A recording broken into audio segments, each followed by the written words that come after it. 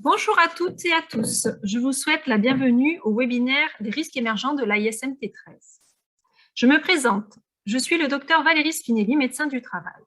Et je vous propose, avec toute mon équipe, de balayer en 2 heures de temps la thématique encore large et en évolution des risques émergents au travers de 6 risques professionnels que nous avons identifiés pour vous.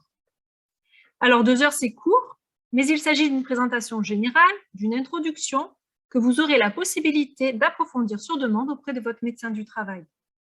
N'hésitez pas aussi à vous rendre sur notre site internet où vous pouvez déjà trouver des fiches de synthèse, des liens, des films sur ces thématiques.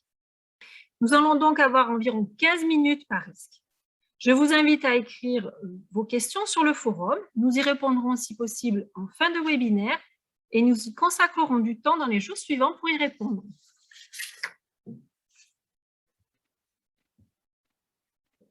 Alors, voici toute l'équipe. Voici toute l'équipe. Je ne vais pas prendre du temps pour vous présenter chaque personne individuellement. Cela prendrait tout le temps, mais vous pouvez constater que nous sommes nombreux à avoir travaillé sur ces thématiques. Ce sont des risques très spécifiques, très techniques et encore mal connus. Ce webinaire est le résultat d'un travail collaboratif. C'est le reflet du travail pluridisciplinaire qui existe actuellement dans les services de santé au travail. Vous aurez donc à tour de rôle sur ce webinaire des médecins du travail, des infirmiers en santé au travail, des assistantes techniques, des interventions en prévention des risques professionnels et psychologues. La prévention des risques émergents s'intègre parfaitement dans les missions des services de santé au travail. Une des missions principales de nos services est la prévention primaire, qui est bien la capacité à faire de la prévention pour éviter l'apparition des maladies. Et en concernant les risques émergents, donc nous allons vous parler de ces risques pour la prévention primaire. Et donc les risques émergents, ce sont des nouveaux risques ou des risques nouvellement identifiés. Ensemble, n'attendons pas l'apparition de maladies pour agir. L'idée, c'est bien d'anticiper car le travail et les lieux de travail sont en constante mutation. De nouveaux risques apparaissent pour lesquels nous avons déjà beaucoup d'éléments pour nous dire que oui, il existe bien des risques pour la santé des salariés. Nous avons de nouvelles technologies avec la lumière bleue et les champs électromagnétiques, de nouvelles substances avec l'explosion du monde de la chimie, les perturbateurs endocriniens, les nanoparticules, de nouveaux germes, nous l'avons vu avec la pandémie, et de nouvelles méthodes de travail comme le télétravail. Alors, quel est l'enjeu aujourd'hui? Pour nous, services de santé, pour vous, employeurs. Eh bien, l'enjeu, c'est déjà d'identifier leur présence. C'est le premier pas vers la prévention. Ce pas, nous vous proposons de le faire ensemble pour apprendre à les connaître, les reconnaître et savoir, bien évidemment, dans l'état actuel des connaissances, les risques qu'ils représentent pour la santé et ce que l'on peut déjà entreprendre en matière de prévention. Alors, voici le programme. Vous aurez les perturbateurs endocriniens, un risque chimique encore mal connu. La lumière bleue, faut-il vraiment s'en méfier? Les nanomatériaux, si petits et pourtant si dangereux. Les champs électromagnétiques, un risque invisible mais bien réel. Le risque biologique, pour lequel il faut maîtriser la notion de chaîne de transmission. Et le télétravail, l'avant et l'après-Covid. Alors voilà, j'ai le plaisir de vous laisser avec Nathalie Ramous et Cindy Zanotelli pour la première présentation sur les risques émergents.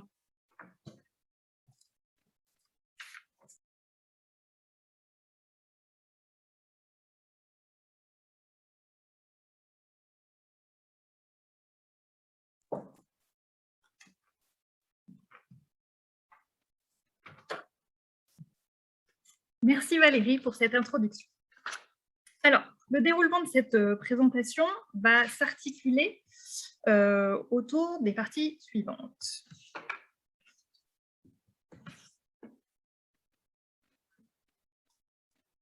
Nous allons commencer par définir qu'est-ce que sont les perturbateurs endocriniens. Nous verrons ensuite leurs modalités d'action, les effets sur la santé, puis nous verrons si nous pouvons classer les perturbateurs endocriniens. Nous verrons ensuite la réglementation, comment prévenir ce risque, et enfin nous terminerons par des actualités. Alors, il était une fois les perturbateurs endocriniens. Je vais donner la parole à Mel Gibson pour nous parler de ce sujet.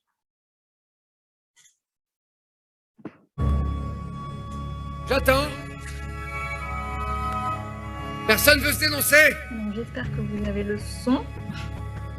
Vous croyez drôle, peut-être? Qui m'a dessiné sur le visage pendant que je dormais? Vous savez pas que c'est hyper dangereux?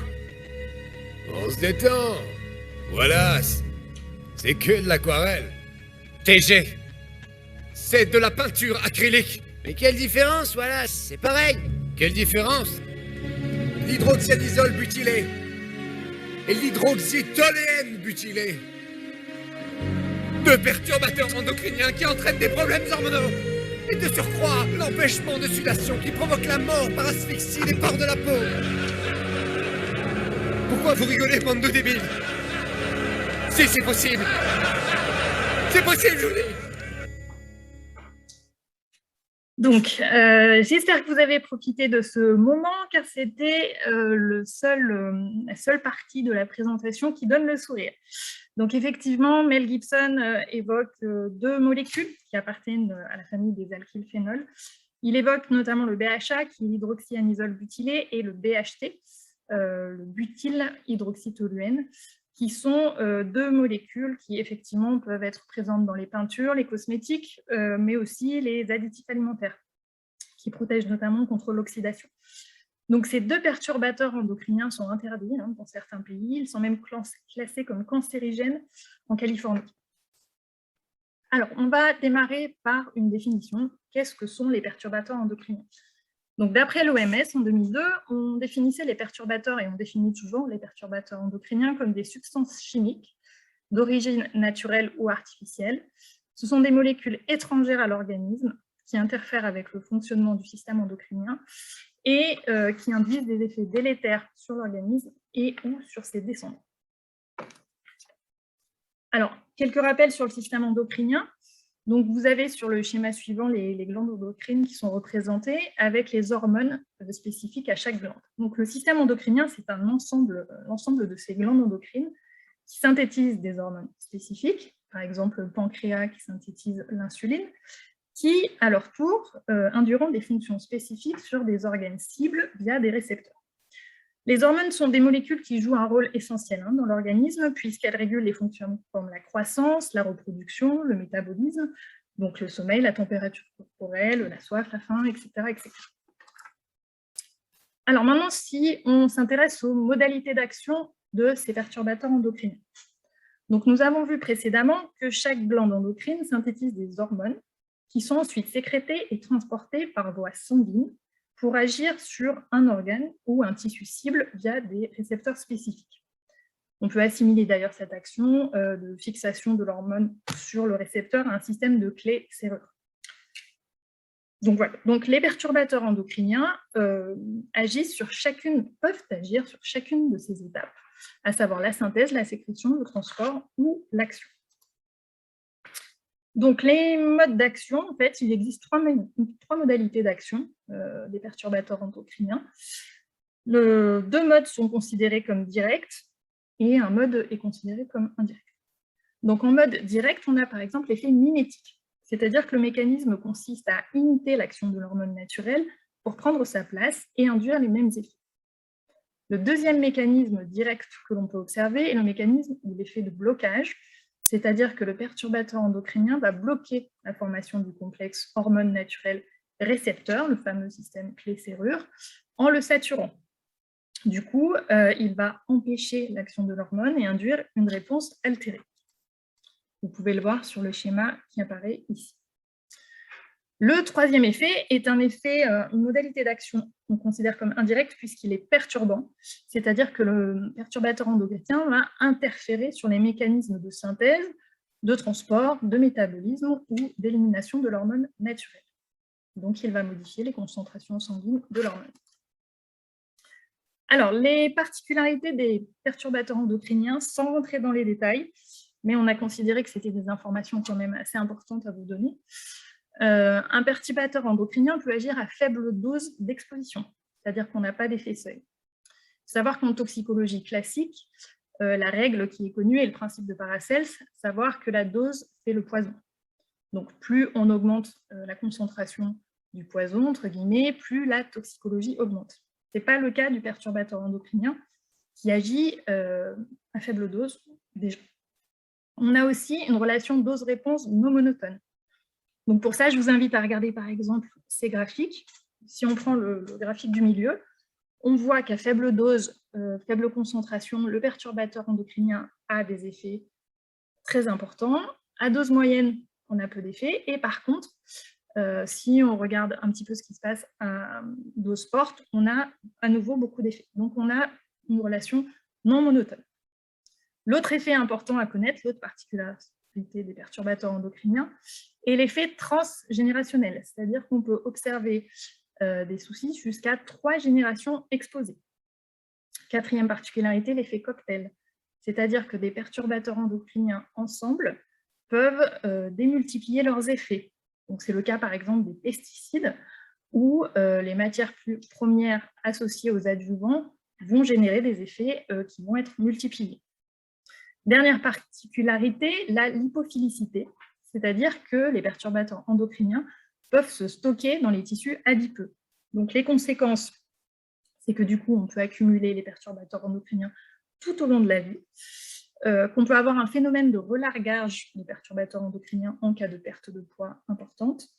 Cela veut dire aussi que ça passe à travers le placenta et qu'on peut avoir une excrétion de perturbateurs endocriniens dans le lait maternel. Ensuite, les effets sur la santé. Alors, chez l'homme, même s'il n'est pas toujours facile d'établir un lien causal entre l'exposition aux perturbateurs endocriniens et la survenue de pathologies, la recherche met en évidence une implication des perturbateurs endocriniens dans l'apparition de certaines maladies endocriniennes. Ils sont notamment susceptibles de provoquer tout ce que vous voyez sur le schéma suivant, à savoir des cancers. On peut parler du cancer du sein, des ovaires et de la prostate. Ils peuvent aussi être susceptibles de jouer des rôles sur les maladies neuronales, notamment la maladie d'Alzheimer. Ils peuvent interférer sur le système immunitaire, donc générer une augmentation, par exemple, des maladies auto-immunes. Ils peuvent interférer sur la croissance et le développement, en induisant des problèmes de fertilité, de puberté précoce, et puis tout autre problème, l'obésité, le diabète, les maladies cardiaques. Alors maintenant, où trouve-t-on les perturbateurs endocriniens? Alors, c'est un schéma avec beaucoup de flèches. L'idée n'est pas de toutes les lire, mais de comprendre que tout est relié. Alors, si on prend un peu de recul sur notre environnement, l'ère de la chimie a bien évidemment fortement impacté les procédés industriels et agroalimentaires. Donc du coup, ces évolutions ont entraîné et entraînent encore de multiples résidus chimiques que l'on trouve désormais dans notre environnement et dans notre alimentation. De ce fait, les perturbateurs endocriniens sont omniprésents. Ils sont dans notre vie quotidienne, on les a dans l'eau, l'air, le sol, la chaîne alimentaire, les objets domestiques. Alors, peut-on classer les perturbateurs endocriniens? Alors oui, on peut les classer et d'ailleurs, il existe différentes classifications possibles. On peut tout d'abord les classer selon leurs origines. C'est-à-dire qu'un perturbateur endocrinien peut être d'origine naturelle. C'est le cas, par exemple, des métaux lourds, comme le mercure, le plomb, le cadmium. C'est le cas aussi des phytoœstrogènes, qui sont des composés végétaux dont la structure rappelle celle des hormones sexuelles féminines. Et puis, on a aussi des perturbateurs endocriniens qu'on va dire d'origine xénobiotique, c'est-à-dire des perturbateurs endocriniens de synthèse. Donc, c'est le cas des médicaments, par exemple, si on prend le cas du disilbène, et c'est le cas aussi des pesticides. Donc ça, c'était la première classification. Ensuite, on peut procéder à une classification par composition chimique, c'est-à-dire qu'on va avoir, par exemple, des composés phénoliques, des esters orthophthaliques, des composés minéraux métalliques, ou des composés minéraux non métalliques. On peut avoir aussi une classification selon les usages. Donc, dans les usages, c'est par exemple l'alimentation, où on va retrouver à nouveau les pesticides, les produits d'entretien et les jouets, où on va retrouver les phtalates. Autre usage, les emballages, avec le bisphénol A, les films alimentaires, les canettes. Et dernier usage, par exemple, les peintures, les colles, avec les formaldéhydes. Autre classification possible, selon la rémanence. Alors, selon la rémanence, c'est selon la persistance du produit. Donc là, on va parler de substance POP, donc un polluant organique persistant, ou substance peu POP, donc peu ou moyennement organique persistante. Donc, il faut savoir qu'une substance POP a 3 caractéristiques. La première, c'est qu'elle est persistante dans l'environnement. La deuxième, c'est qu'elle est bioaccumulable. Donc, une fois ingérée, la molécule s'accumule dans les organismes vivants, notamment les graisses. Et troisième caractéristique de ces substances, elles peuvent être transportées sur de longues distances par les courants marins ou le vent, par exemple. Voilà, donc ça, c'était la classification selon la rémanence. Maintenant, dernière classification possible selon les critères. Donc, avéré, présumé ou suspecté. Donc ça, c'est une classification qui est analogue à la classification des produits cancérigènes, mutagènes, reprotoxiques. C'est une classification qui a été créée par 5 pays, dont la France, la Belgique, la Suède, la Suisse et les Pays-Bas. Et cette classification est décomposée en 3 listes. La première dit que les perturbateurs endocriniens, la liste 1, donc les perturbateurs endocriniens sont identifiés. Liste 2, les perturbateurs endocriniens sont en cours d'évaluation. Et liste 3, les perturbateurs endocriniens est considéré comme perturbateur endocrinien dans un des pays de l'État membre. Donc, cette classification est mise à jour de manière semestrielle. Elle est fondée sur REACH, la réglementation phytopharmaceutique, et les règlements des biocides. Je vais maintenant passer la parole à Cindy pour la partie réglementation.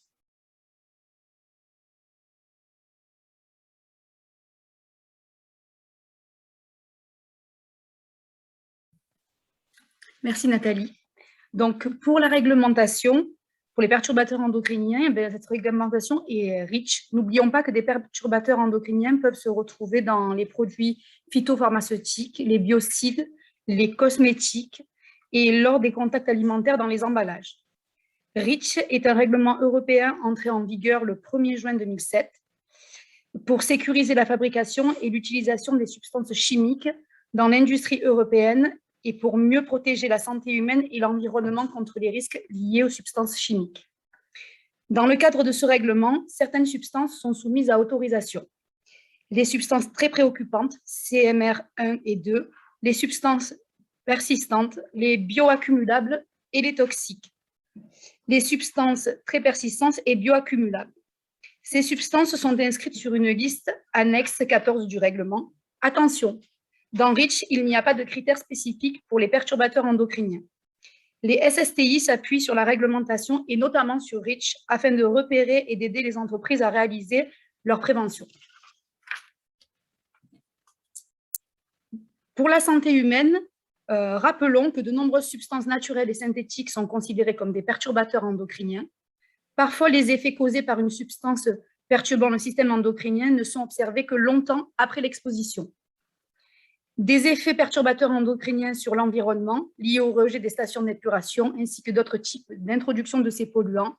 Par exemple, les pesticides introduits par ruissellement dans les rivières répandent un très grand nombre de perturbateurs endocriniens dans l'environnement. Il existe une liste officielle des perturbateurs endocriniens. Si une substance figure dans cette liste, cela signifie que l'État membre l'a évaluée ou l'évaluera dans les années à venir. Il s'agit d'un plan continu communautaire européen appelé CORAP, dont l'objectif est d'établir une liste prioritaire sur 3 ans. Dans cette liste, on retrouve des perturbateurs endocriniens que vous connaissez certainement, comme le bisphénol A dans les emballages, les biberons, les tickets de caisse, les phtalates dans les cosmétiques et emballages, les parabènes dans les médicaments et produits de beauté et bien d'autres. Une classification comme CMR avéré, présumé et suspecté est prévue d'ici 2022. Les moyens de prévention. Il faut appliquer les principes généraux de prévention des agents CMR, c'est-à-dire supprimer les perturbateurs endocriniens, remplacés par une substance présentant un moindre risque, limiter l'exposition des travailleurs, protection collective, individuelle, former et informer les salariés sur les risques et leur prévention, notamment les femmes enceintes.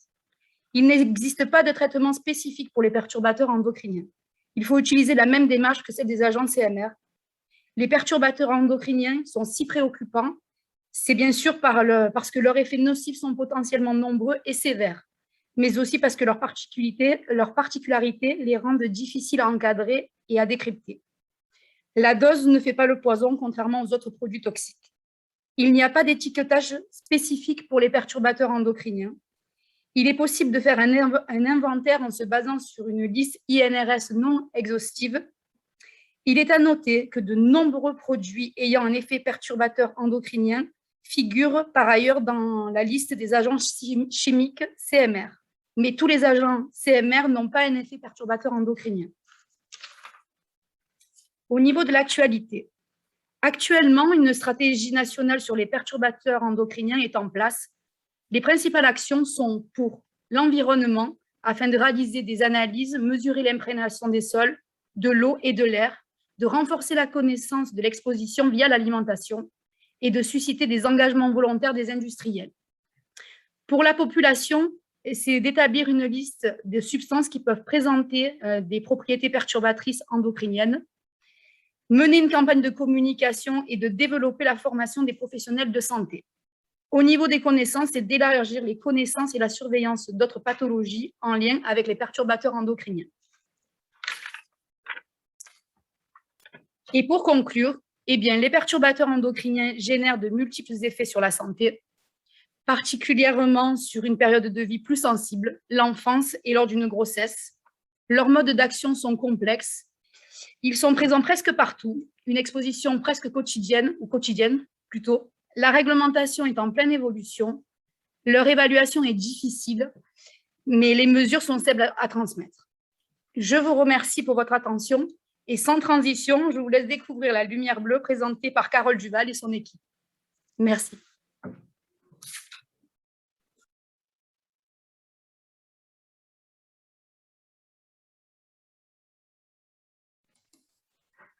Bonjour à tous, nous serons 3 intervenantes pour vous parler de la lumière bleue. Cécilia Cabagnols, médecin du travail, Pascaline Bosque, assistante technique de santé au travail, et moi-même, Carole Duval, coordinatrice des IPRP.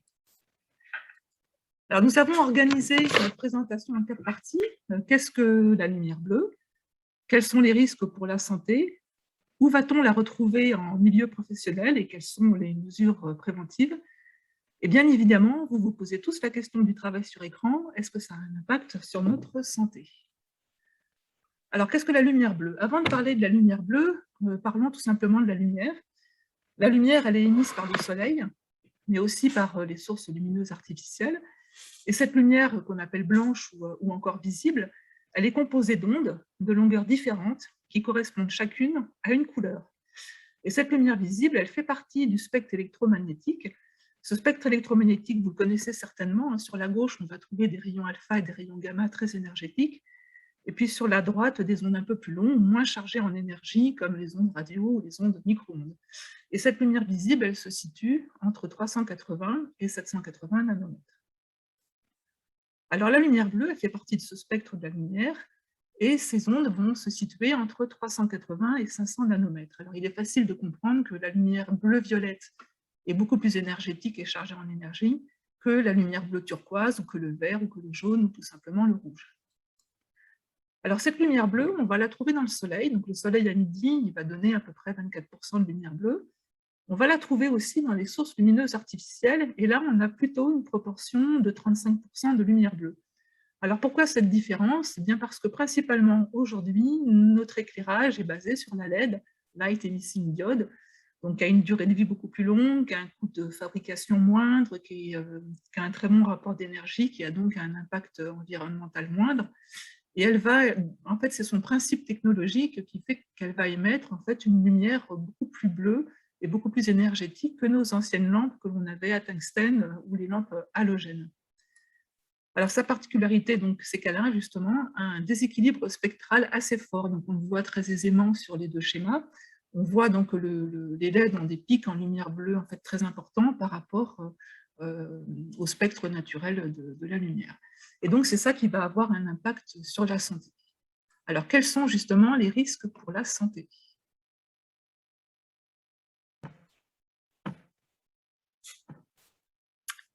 Merci Carole. Alors, la lumière bleue étant un risque émergent, nous n'avons pas encore à ce jour suffisamment de recul pour connaître toutes les conséquences de longues expositions, notamment pour de faibles doses. Par contre, sur le court et moyen terme, un certain nombre de risques pour la santé sont avérés. Alors, La lumière bleue qui pénètre l'œil par la pupille est filtrée partiellement par la cornée et le cristallin. Une partie des longueurs d'onde les plus courtes, les plus énergétiques, qui correspondent au bleu-violet, n'y sont pas absorbées et peuvent avoir des effets sur la rétine. En fonction du type de cellules concernées, on va trouver deux effets sanitaires complètement différents, des effets sur la vision et des effets sur l'horloge biologique. La rétine est tapissée de cellules, les cônes et les bâtonnets, qui reçoivent, analysent et transmettent les informations lumineuses au cerveau via le nerf optique. Les effets de la lumière bleue sur ces cellules peuvent être à l'origine de pathologies de la vision. On parle d'effets phototoxiques. Plusieurs études scientifiques ont conclu qu'une exposition courte, de moins de 8 heures à la lumière bleue, pouvait être à l'origine d'une toxicité rétinienne. Un lien a également été établi entre une exposition chronique de plusieurs années à la lumière bleue et la survenue de DMLA, la dégénérescence maculaire liée à l'âge.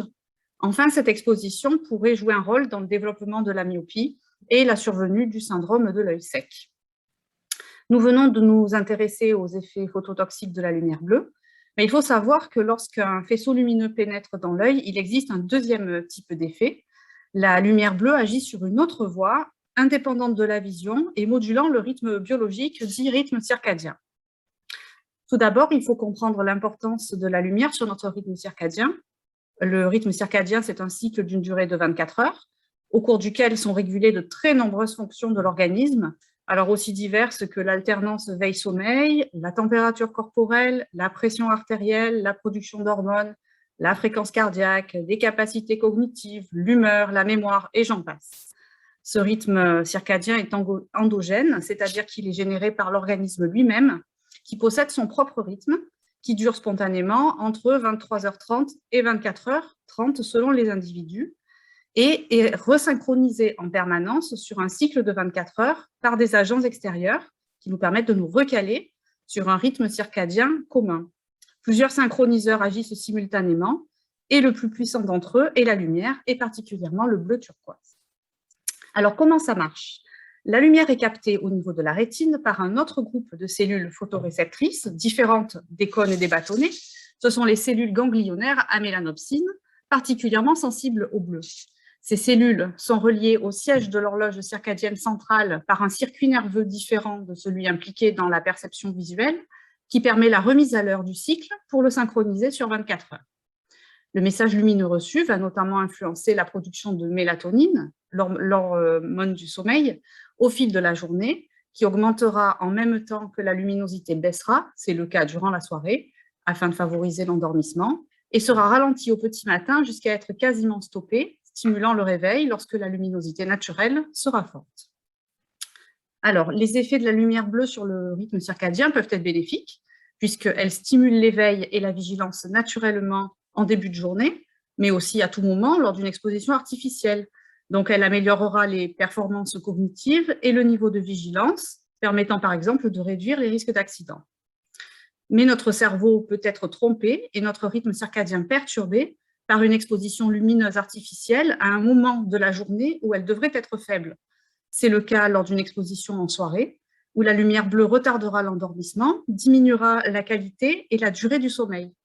Enfin, les troubles du rythme circadien engendrés par une exposition au mauvais moment génèrent de nombreux effets que l'on peut assimiler à des effets perturbateurs endocriniens, pouvant être impliqués dans de nombreuses pathologies et envers lesquelles il convient d'être extrêmement vigilant. Des effets cutanés sont également suspectés, avec une accélération du vieillissement de la peau, les longueurs d'onde de la lumière bleue sont proches de celles des UV, un retard de cicatrisation, voire l'induction de mélanome, des cancers de la peau, après des expositions intenses. Alors, il existe des populations à risque, les professionnels, particulièrement exposés au LED, ou dont le rythme circadien est déjà perturbé par des horaires de travail décalés, doivent susciter une vigilance particulière. Les enfants, dont le cristallin est immature, les femmes enceintes, les personnes souffrant déjà de pathologies oculaires, de troubles du sommeil, de certaines formes d'épilepsie photosensible ou consommant des substances photosensibilisantes présentent aussi un risque particulier lors d'une exposition à la lumière bleue. Ce sont des facteurs de risque qui sont recherchés lors de l'entretien médical ou infirmier. Je vais maintenant passer la parole à Pascaline Bosque qui va nous dire où est-ce qu'on peut la trouver, cette lumière bleue en milieu professionnel, quelles sont les branches professionnelles concernées et les postes de travail. Donc, où trouver la lumière bleue en milieu professionnel? Donc, dans les branches professionnelles telles que le spectacle, dont les professions de la scène, les éclairagistes, les régisseurs lumière, les machinistes, les métiers de la maintenance comme les installateurs d'éclairage, les techniciens opérateurs de maintenance et les professionnels intervenant dans les installations sportives. L'industrie de l'éclairage, de la recherche à la fabrication en passant par la conception des LED ou des illuminations comme les concepteurs, les ingénieurs ou les responsables techniques. Le contrôle qualité, notamment dans le secteur électronique et de la maroquinerie, donc les opérateurs, les agents, les techniciens. Le domaine de la santé avec les chirurgiens et les dentistes, mais également pour les salariés travaillant dans l'agroalimentaire qui utilisent des LED comme dans les serres et dans les métiers de l'aquaculture. Mais également les travailleurs de nuit, les professionnels de la route comme les conducteurs de véhicules et les chauffeurs poids lourds. Alors, comment identifier les dangers des LED? Grâce à la norme 62471, qui est applicable à toute source lumineuse et tout appareil utilisant des lampes. Cette norme servira de référence en septembre 2011 pour le marquage CE des produits. Elle définit 4 groupes en fonction du risque photobiologique, c'est-à-dire du risque rétinien dû à la lumière bleue. Donc, il y a le groupe 0, qui est un groupe sans risque, et le groupe 1 avec un risque faible. La lampe ne présente pas un risque en conditions d'utilisation normale. Le groupe 2, avec un risque modéré, les objets qui peuvent être concernés, donc selon les modèles, il peut y avoir les phares auto, les projecteurs, les lampes torches et frontales, les lampes de luminothérapie et certains jouets pour enfants, notamment les veilleuses de nuit. Le groupe 3, donc avec un risque élevé, la lampe présente un risque même si l'exposition est brève. Les sources de lumière blanche artificielle n'atteignent pas le groupe 3 pour le risque de la lumière bleue. Ce groupe concerne généralement des lampes présentant des risques comme les ultraviolets, avec les pointeurs de polymérisation UV-LED utilisés en laboratoire de recherche, ou l'infrarouge avec les sécheurs de peinture utilisés en carrosserie. Donc, le choix des dispositifs d'éclairage. Il faut privilégier des températures de couleur à ton chaud inférieures à 3300 Kelvin. Il faut prioriser les LED classés groupe 0 et groupe 1, selon la norme que je viens de vous expliquer. Quelle que soit la technologie d'éclairage, les normes françaises, donc les normes NF, font office de bonnes pratiques qu'il convient de respecter. Implanter et orienter les LED afin d'éviter les niveaux de luminance importants dans le champ visuel. Et enfin, il faut choisir des lampes qui n'ont pas de LED apparente, plutôt avec un cache.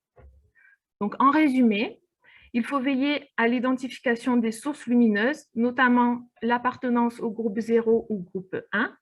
Alors, je vous rappelle que l'affichage du classement est obligatoire s'il dépasse le groupe 1.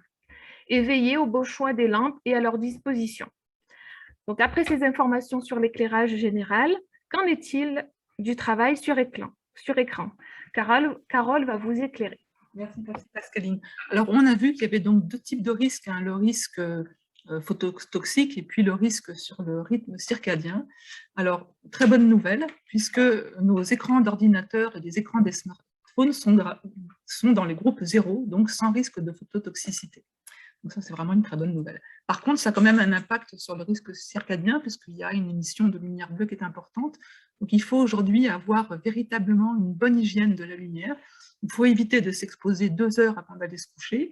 C'est un petit peu difficile parfois, parce que c'est vraiment le moment où on en profite pour regarder ses mails perso. Ce qu'il faut préférer, c'est quand même d'utiliser plutôt son ordinateur, son téléphone, parce qu'il y a moins de risques à 80 cm qu'à 20 cm de son téléphone, par exemple. Alors, un focus sur les verres ophtalmiques traités et puis les lunettes spécifiques. Alors, il faut faire attention parce que ces 2 types d'équipements ne peuvent pas être considérés comme des équipements de protection individuelle face au risque de phototoxicité.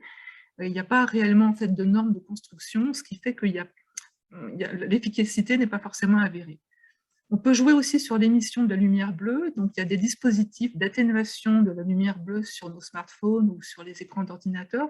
Donc là, il est vrai qu'effectivement, il y a moins de lumière bleue émise. Bon, par contre, toujours pareil, l'efficacité par rapport à la perturbation des risques biologiques et le retard à l'endormissement n'est pas avérée. Donc voilà pour la lumière bleue. Nous allons maintenant vous parler des nanomatériaux.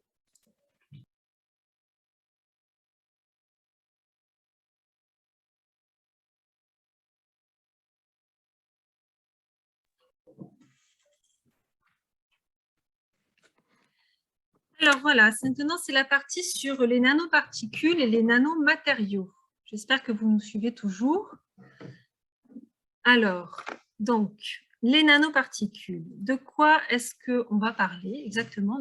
Quelle est la définition d'une nanoparticule? Où les trouve-t-on? Quels sont les risques pour la santé? Et que peut-on faire en matière de prévention concernant les nanos? Alors, ce qu'il faut comprendre d'abord, c'est qu'il existe des nanoparticules à l'état naturel. Dans la nature, nous avons des nanos à chaque fois qu'on a des incendies de forêt, des éruptions volcaniques, dans les fumées. Mais aussi, nous avons des virus qui sont à l'état nanoparticulaire et aussi notamment des embruns. Les embruns marins présentent des particules nanométriques. Donc ça, c'est pour les nanos naturels. Nous avons ensuite des nanoparticules et nanomatériaux qui sont créés par l'homme, de façon non intentionnelle ou de façon intentionnelle. Concernant les nanoparticules non intentionnelles, que l'on appelle les particules ultra-fines accidentelles, les PUF, on va les retrouver dans les émissions de moteurs, notamment diesel, les fumées de soudage, le découpage des métaux, par exemple, ou encore tout ce qui est opération de bitumage et d'asphaltage, par exemple dans le BTP. À côté de ces nanos non intentionnels, les PUF, nous avons les nanos intentionnels qui sont manufacturés, fabriqués par l'homme et utilisés dans nos industries pour leurs propriétés physico-chimiques extraordinaires. Dans ces nanos manufacturés, nous avons par exemple les nanoparticules de dioxyde de titane. Vous avez dû en entendre parler pour tout ce qui est compléments alimentaires, industrie agroalimentaire. Vous avez aussi les nanotubes de carbone, par exemple, ou bien encore des nanofeuillets, des nanocomposites. Alors, quand on parle de nano, on parle de chimie et on parle de l'infiniment petit. Vous voyez, on est à 10 puissance moins 9.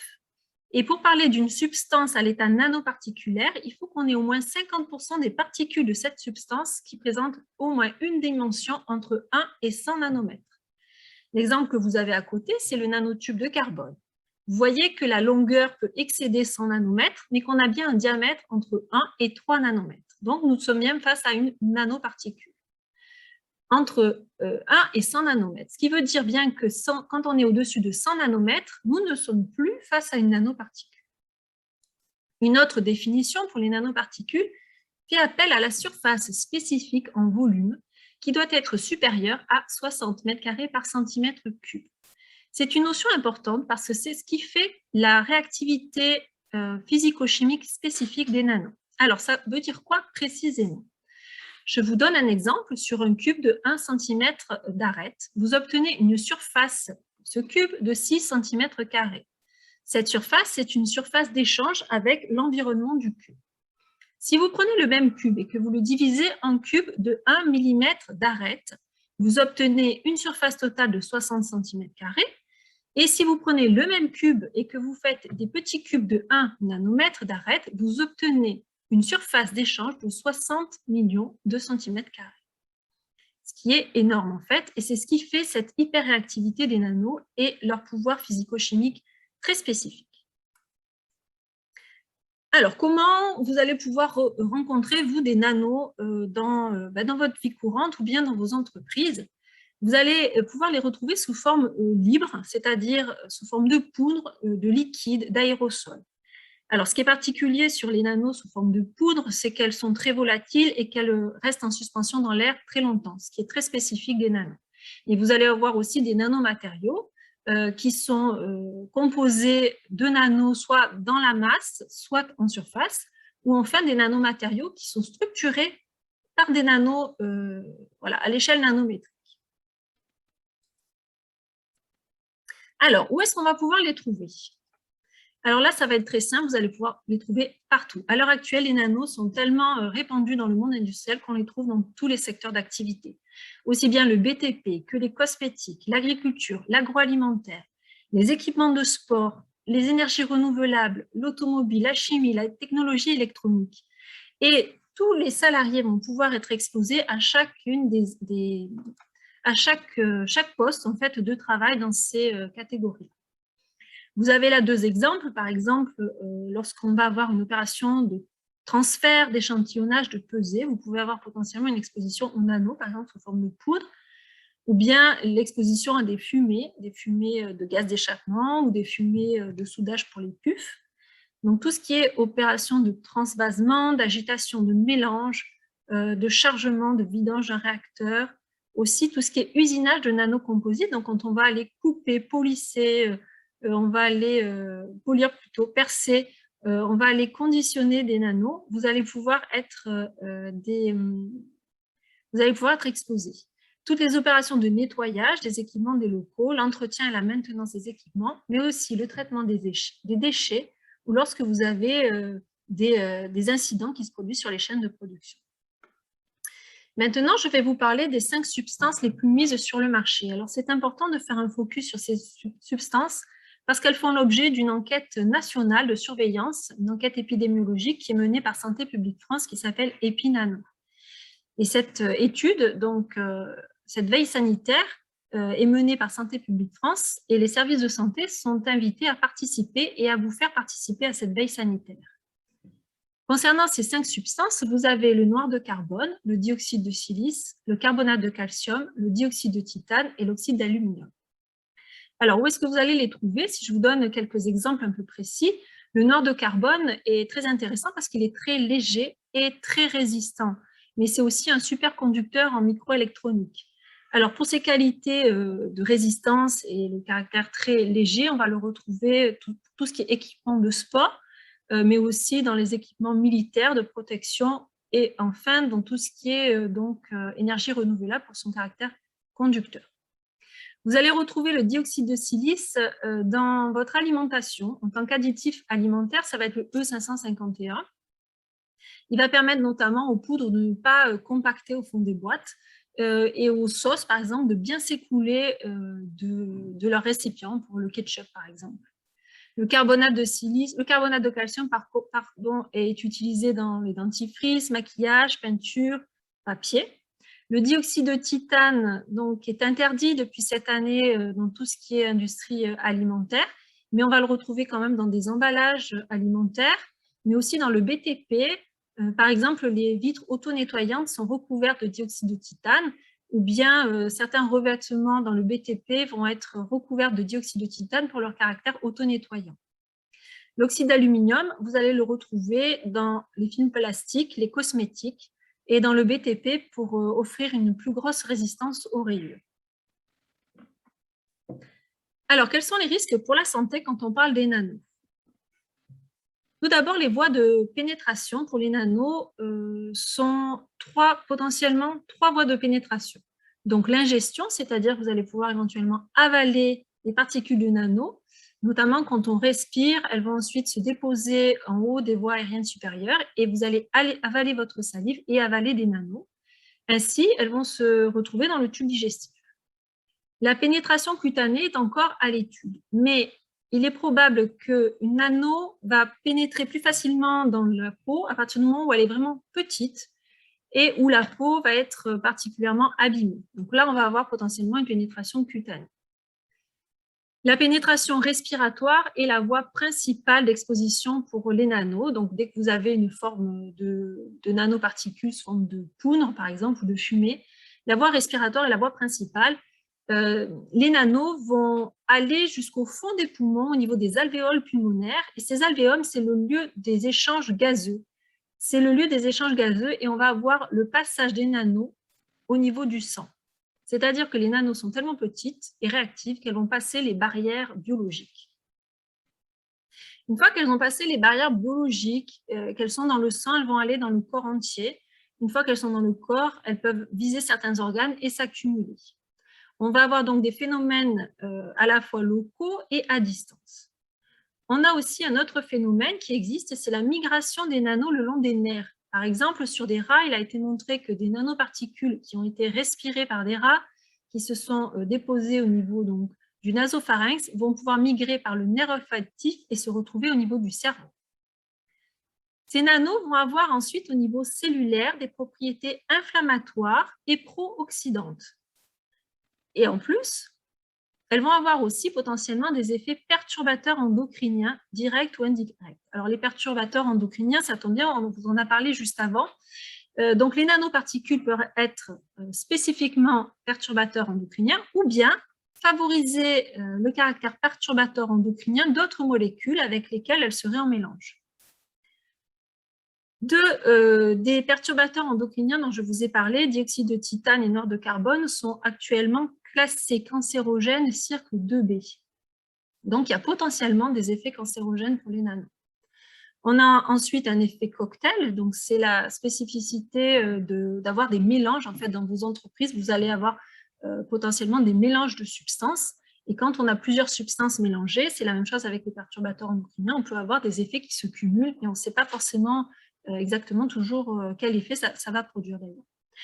Et enfin, on va avoir la toxicité propre à chacun des agents.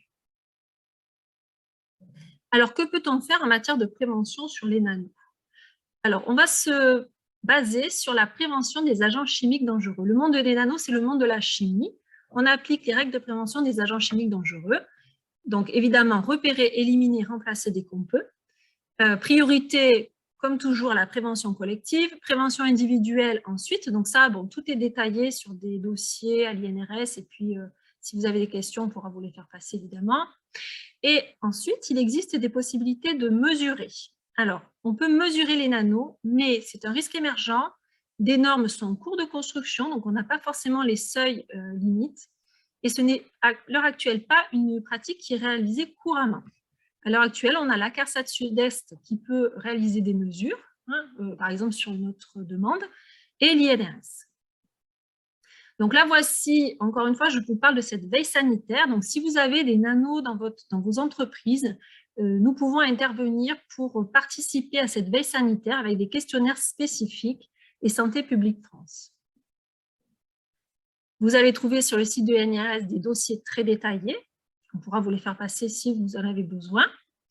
Et vous avez aussi des vidéos, petits films de l'INRS que vous pouvez aller voir sur notre site internet ou évidemment sur le site de l'INRS pour la prévention des nanos. Voilà, je vous passe maintenant, je passe la parole à Laurent Martial pour les champs électromagnétiques.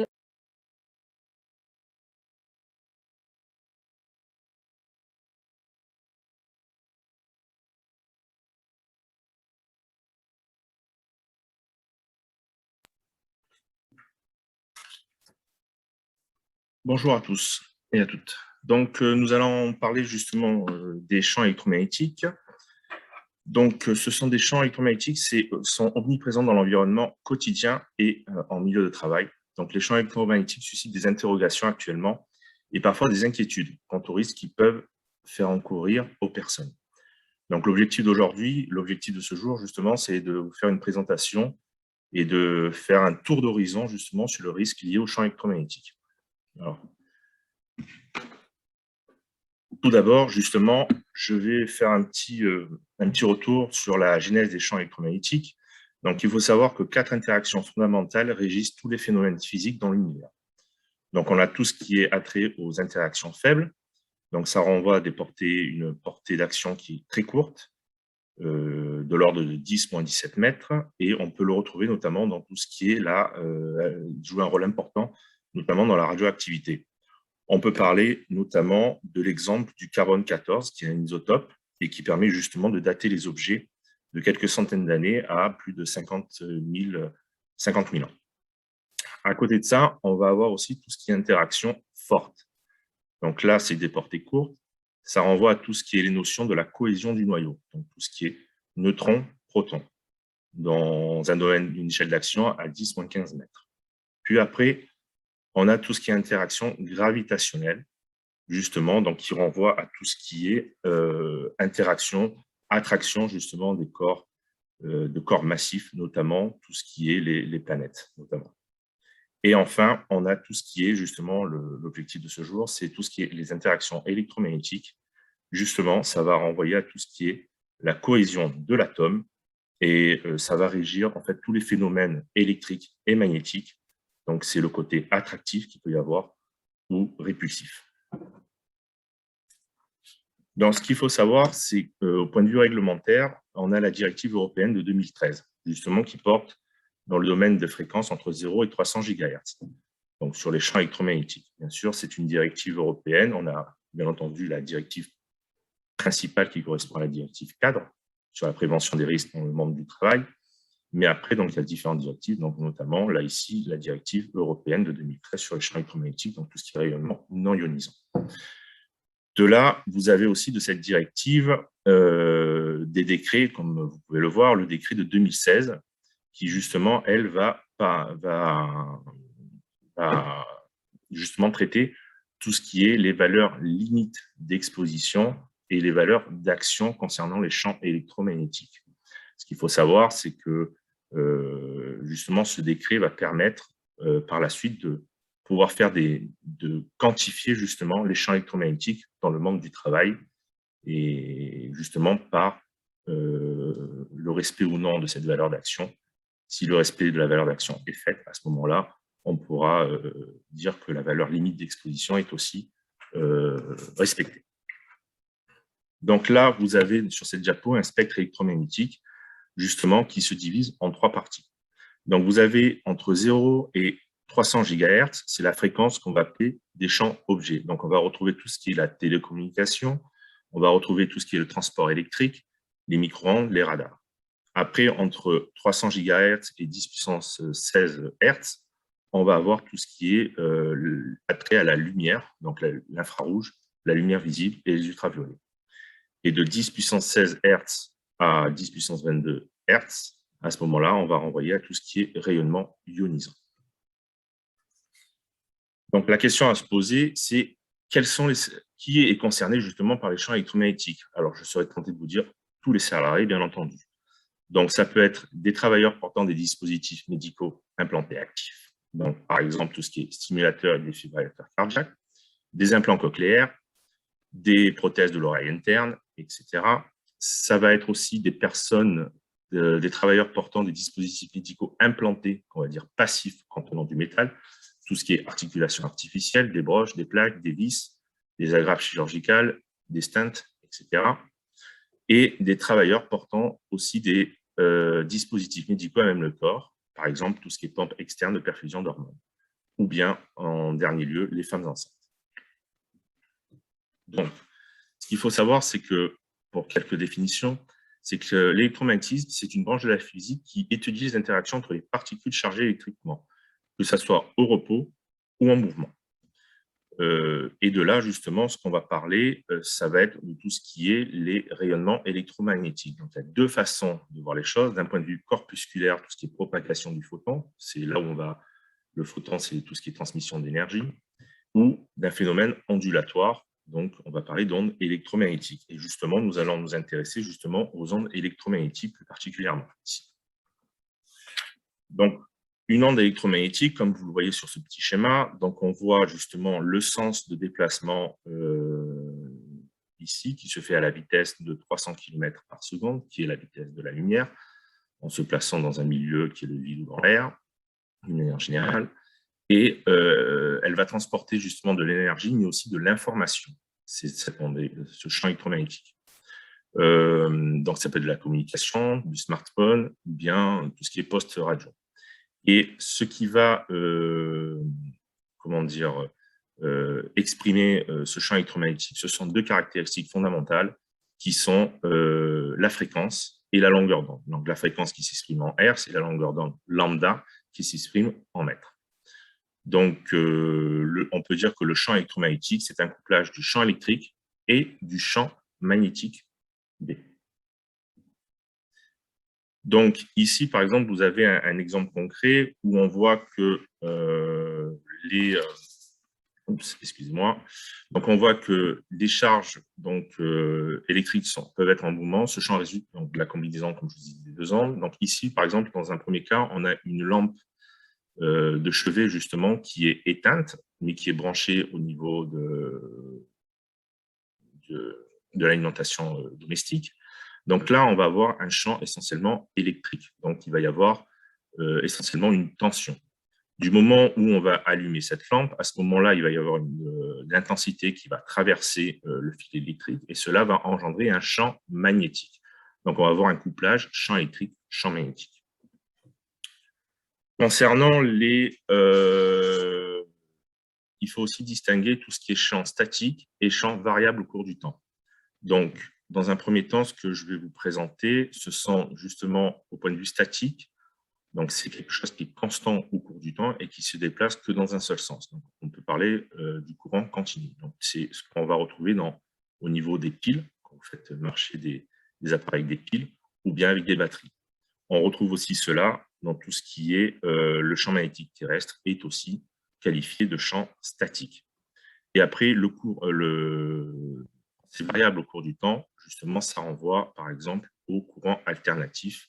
Donc, bien sûr, dans l'Union européenne, on a une fréquence qui est de l'ordre de 50 Hz. Quelques applications professionnelles sur les champs électromagnétiques.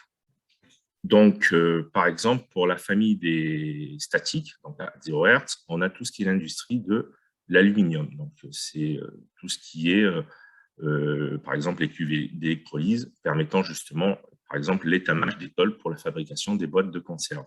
Donc, l'étamage étant une action de déposer une couche d'étain sur une pièce métallique pour le préserver de l'oxydation. Après, nous avons aussi tout ce qui est les RMN et IRM, donc tout ce qui est résonance magnétique nucléaire et l'imagerie par résonance magnétique. Dans le domaine des fréquences inférieures à 300 Hz, on va retrouver tout ce qui est la distribution d'électricité, le soudage à l'arc, le soudage par résidence ou par point, comme vous avez les photos ci-dessous, et tout ce qui est magnétiseur et démagnétiseur. Pour tout ce qui est moyenne fréquence, donc entre quelques centaines de Hertz à plusieurs mégahertz, on va retrouver dans le domaine de la sidérurgie et la métallurgie, par exemple la fusion dans les fours à creuser, dans l'industrie électronique, dans l'industrie de la chimie, on peut retrouver ça dans le monde vraiment industriel, par exemple tout ce qui est fabrication de fibres de verre ou de roche, les détecteurs de métaux dans les aéroports et les centres optiques anti-vol. Pour tout ce qui est haute fréquence, donc de quelques mégahertz, on va les retrouver notamment dans des commandes de ponts roulants, par exemple, les lecteurs optiques, les presses haute fréquence, l'industrie du bois et l'industrie textile ou papeterie plastique. Pour les fours industriels à micro-ondes, pour les hyperfréquences, donc, on a aussi donc les fours industriels à micro-ondes utilisés donc pour la décongélation d'aliments, qui peut être aussi pour tout ce qui est l'industrie du caoutchouc, par vulcanisation, donc exemple, tout ce qui est conception de joints de portière de voiture ou de balais d'essuie-glace, et la préparation aussi de teinture, tout ce qui est industrie textile. Et d'autres exemples peuvent être cités. Enfin, on va avoir aussi au niveau de la télécommunication, donc ça va se dépasser quand on est dans les fréquences de quelques mégahertz à quelques gigahertz. Donc, on va retrouver tout ce qui est, par exemple, les radars aussi bien militaires que civils. On va retrouver aussi tout ce qui est lié à nos téléphones portables, mobiles, etc., les antennes relais. On va retrouver aussi le Bluetooth, le Wi-Fi, voilà, et le RFID aussi. Ce qu'il faut savoir aussi, c'est que les champs électromagnétiques qui sont traités dans cette directive ne sont reconnus d'un point de vue scientifique que les effets sur du court terme. Donc, il n'y a pas de consensus scientifique sur du long terme. Donc, sur du court terme, on va avoir des effets, ce qu'on va appeler des effets directs. Ça va être des échauffements des tissus, stimulation du système nerveux. Ça peut être aussi des effets sensoriels, tout ce qui est vertige, nausée, troubles visuels. Des effets aussi indirects, donc tout ce qui est lié à l'incendie et l'explosion due à une étincelle, dysfonctionnement d'un dispositif électronique, y compris les implants actifs, et projection d'objets métalliques. Au point de vue, donc, comme je vous ai dit, on ne prend en compte la réglementation que des effets sur du court terme. Donc là, vous avez justement un petit document justement qui vous permet de voir en fonction de la fréquence quels sont les effets potentiels. Donc, vous voyez qu'en dessous au point de vue statique, on va avoir des effets plutôt sensoriels, donc vertige, nausée, dégoût métallique potentiellement. On va avoir des effets entre 1 Hz et 400 Hz, des effets plutôt sensoriels, voire des phosphènes rétiniennes. Entre 1 Hz et 10 MHz, on peut avoir des effets sur la stimulation du système nerveux central ou des systèmes nerveux périphériques. Et au-dessus de 100 kHz, à ce moment-là, on peut avoir des effets thermiques. Alors, comment justement évaluer ces champs électromagnétiques en entreprise? Tout d'abord, le point le plus important, c'est de recenser les activités et les équipements qui émettent, j'insiste bien sur le mot, qui émettent des champs électromagnétiques sur le lieu de travail. De là, on va prendre en compte les différents profils de travailleurs. Donc, d'un point de vue médical, justement, c'est là où il y a cet aspect technique et médical qui est important, nous, dans le service de santé, pour savoir, justement, comme on l'a vu précédemment, de quel type de salarié on a affaire. Ensuite, il faut prendre en compte les mesures de prévention ou de précaution déjà mises en place, bien entendu. De rassembler aussi, souvent, on trouve pas mal d'informations sur les notices d'utilisation de chaque machine présentant un danger vis-à-vis de l'émission des champs électromagnétiques. Et comparer, alors il y a un guide européen non contraignant sur les champs électromagnétiques, et il y a un tableau, c'est le tableau 3.2 justement, où il y a eu environ plus de 1000 études qui ont été réalisées au point de vue européen et qui permettent, en fonction de la catégorie du salarié, de savoir si justement il y a une exposition, le salarié peut être exposé ou pas aux champs électromagnétiques. Et de là, justement, ça va être de voir, par rapport au décret de 2016, de voir si on peut passer par le calcul, on va dire le calcul théorique, pour quantifier la valeur d'action, le VA qu'il y a ici, ou à ce moment-là, il faudra passer peut-être par des mesures de métrologie. Donc voilà, c'est ce que je dis par la suite. Donc, le cas échéant, mesurer la valeur déclenchant l'action sur le poste de travail présentant un champ électromagnétique. Et ensuite, à partir de là, en fonction des résultats, on essaiera de préconiser des mesures de prévention adéquates. Enfin, voici quelques exemples de prévention. Donc, par exemple, tout ce qui est remplacement de certains équipements par un autre générant moins ou pas de champs électromagnétiques. L'optimisation des réglages d'utilisation du matériel en fonction de l'intensité, la puissance et la tension. Tout ça, on va le retrouver, par exemple, dans tout ce qui est le matériel pour souder. Une maintenance préventive des équipements de travail.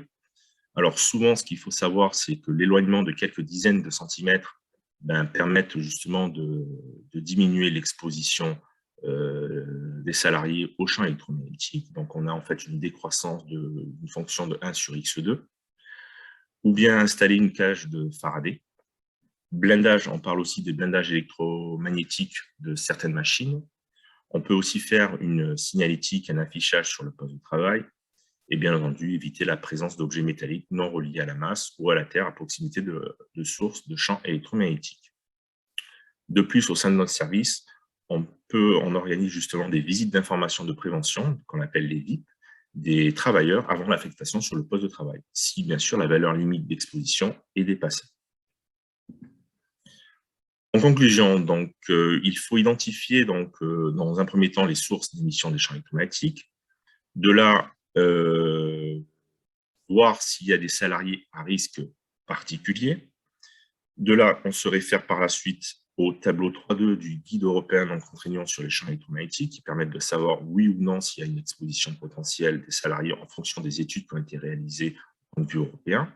Déjà, ça nous donne déjà un cadre. De là, on va recenser des données physiques, que ce soit la fréquence, champ électrique, champ magnétique, distance, puissance. On peut aussi recenser les notices d'utilisation des appareils.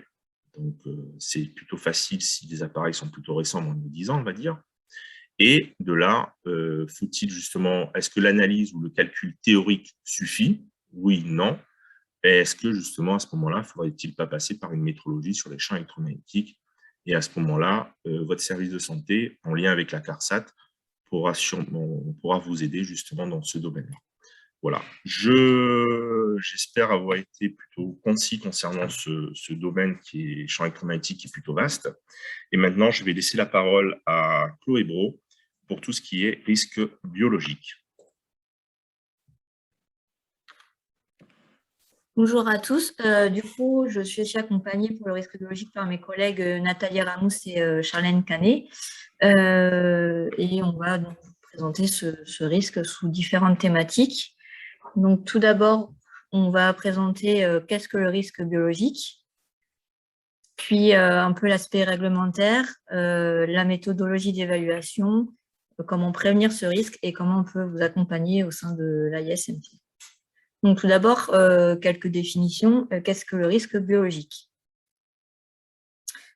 Donc, la définition globale qu'on peut trouver, c'est l'ensemble de risques qui soient infectieux, immunoallergiques, toxiniques ou cancérogènes, qui sont à l'origine de pathologies ayant pour cause des agents biologiques pathogènes. Ils doivent être présents en milieu de travail et agir de façon néfaste sur la santé des salariés. Donc, dans cette définition, plusieurs termes sont ressortis, dont agents biologiques. Tout d'abord, de toute façon, peu importe l'activité professionnelle exercée par les travailleurs, l'employeur doit obligatoirement identifier les risques biologiques et les évaluer. Donc, pour cela, il doit comprendre comment fonctionne une chaîne de transmission et donc avoir la notion et savoir aussi ce que c'est que les agents biologiques.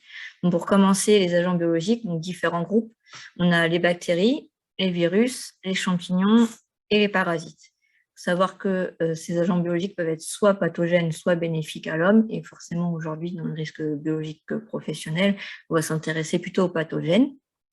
Et ces derniers sont regroupés par groupe, donc le tableau que vous pouvez voir sur cette diapositive, qui vont être classés d'un risque faible à un risque important. Donc, groupe 1, plutôt des agents biologiques peu, voire pas pathogènes chez l'homme.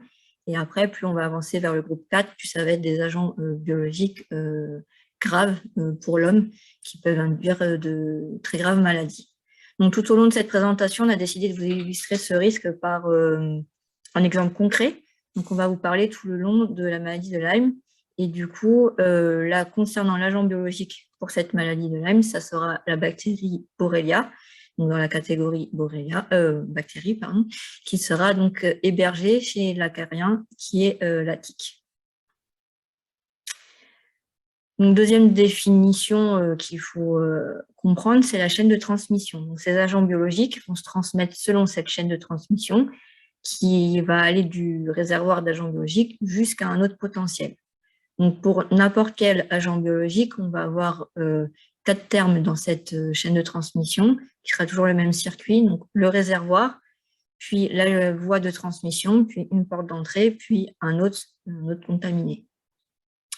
Donc, pour la tique, le réservoir, ça va être la salive de la tique ou le sang de l'autre contaminé, donc souvent des rongeurs sauvages.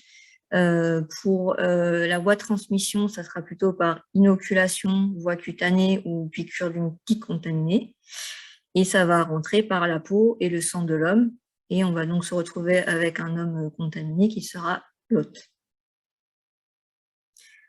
Une fois cette définition, on a aussi l'aspect réglementaire, donc, ce qui est très vaste, vraiment très vaste. Donc, on part d'un texte fondateur qui est la directive cadre européenne. Donc dans cette dernière, on trouvera tout ce qui est justement le classement des agents biologiques à l'échelle européenne. Donc, tout ça, c'est bien défini dans cette directive. Et après, tout va être traduit dans la loi, le droit français. Donc, on va avoir les lois, les décrets, des arrêtés, des circulaires. Et après, ça va être aussi décliné dans différents codes. Et aujourd'hui, pour le risque biologique professionnel, on va forcément vous parler plutôt de quelques exemples qui concernent le code du travail. On ne peut pas tout détailler aujourd'hui, ça serait beaucoup trop long. Donc, concernant le code du travail, il y a une autre définition qui est écrite dans l'article 44.21.20. C'est un employeur doit s'intéresser plus particulièrement aux agents biologiques représentant l'ensemble des micro-organismes susceptibles de provoquer une allergie, une infection ou une intoxication du coup, pour ses salariés. Pour plus d'informations, vous pouvez aussi élargir le sujet, toujours dans le Code du travail, des articles 44.21.1 à 44.27.5. Et on a un autre aussi qui rejoint le risque biologique, qui est l'article L4622.3. Et plus globalement, avec une barre de recherche, vous pouvez vous rendre sur le site de l'INRS vraiment particulier pour la réglementation risque biologique. Donc, dans Google, vous mettez INRS et 3RB et vous trouverez le site qui est en référence. Et même quand vous aurez la présentation, si vous avez besoin d'un cas bien précis, ou bien sûr aussi de revenir vers nous si besoin.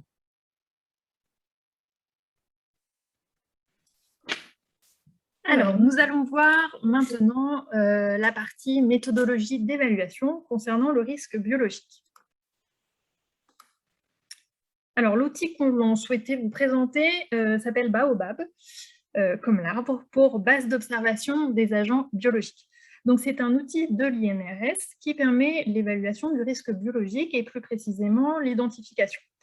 Donc, en fait, il se présente sous forme de fiches synthétiques en 3 volets. Donc, on vous les a mis ici. Donc, pour chaque agent, vous allez avoir une description avec une partie description, une partie réglementation et une partie épidémiologie. Donc, ces fiches, en fait, reprennent tous les agents biologiques infectieux qui sont classés par la réglementation. Donc, vous voyez que typiquement, pour la maladie de Lyme, on est sur le terme Borrelia burgdorferi et qu'il appartient au groupe 2.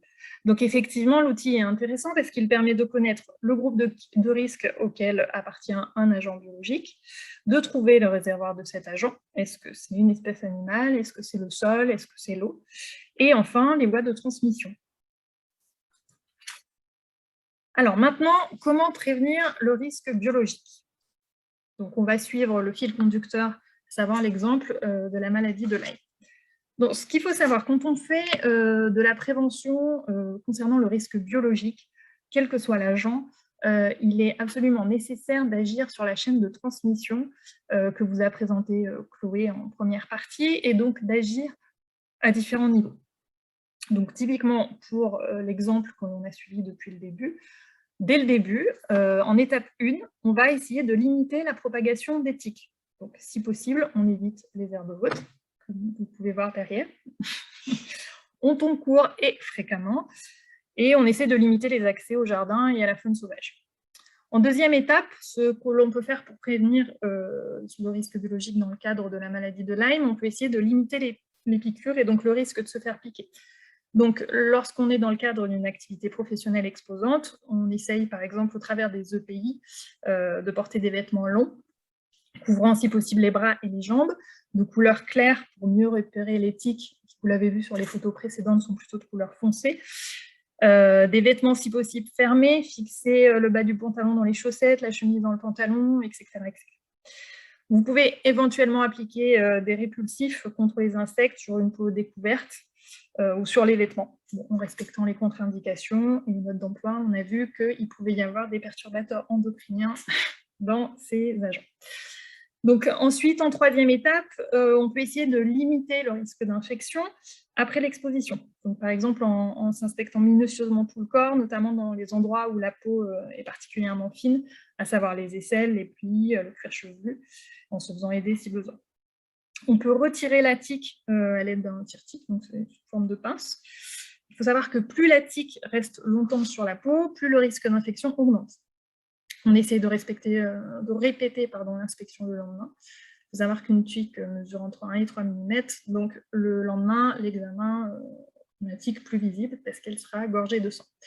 Et on désinfecte la piqûre après le retrait. Concernant la surveillance, qui est la 4e et la dernière étape, il y a des signes que l'on peut surveiller suite à une piqûre de tique. Donc, notamment tout ce qui est douleur, fièvre, fatigue inexpliquée. On peut aussi voir des atteintes dermatologiques. Donc, vous voyez sur la photo ci-dessous un érythème migrant ailleurs qu'au site de la piqûre aussi. Vous pouvez observer des douleurs articulaires ou neurologiques. Enfin, les professions concernées. Donc, concernant le risque bio, effectivement, le risque biologique, le travail au contact d'humains ou de produits d'origine humaine fait qu'on peut être exposé au risque biologique. Donc, vous avez les personnels soignants, les techniciens de laboratoire de biologie. On ne va pas tous les citer, mais effectivement, il faut faire attention dans votre document unique à toutes les personnes qui sont dans ce cadre-là. Toutes les personnes qui travaillent au contact d'animaux ou de leurs produits, les personnes qui travaillent en industrie agroalimentaire, toutes les parties, les secteurs d'activité qui concernent le traitement et l'élimination des déchets, L'entretien et la maintenance, notamment le personnel de nettoyage dans tous les secteurs d'activité. Et puis, le travail en industrie pharmaceutique, quand on a du personnel de laboratoire de recherche et, par exemple, production de vaccins ou d'antibiotiques. Alors, comment la ISMT peut vous accompagner concernant le risque biologique? Pour cette partie, je vais donner la parole à Charlène.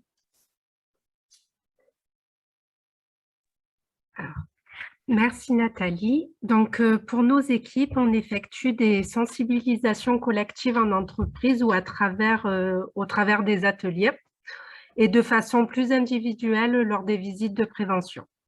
Une des préventions primaires existant dans la lutte des risques biologiques est la vaccination. Au niveau réglementaire, dans le cadre des missions du médecin du travail, nos services participent à la mise en œuvre de la politique vaccinale, soit par des recommandations et propositions des vaccins appropriés en fonction de l'activité des salariés, mais également par la surveillance des vaccinations lors des visites médicales. Tout cela se fait en collaboration entre l'employeur et le médecin du travail.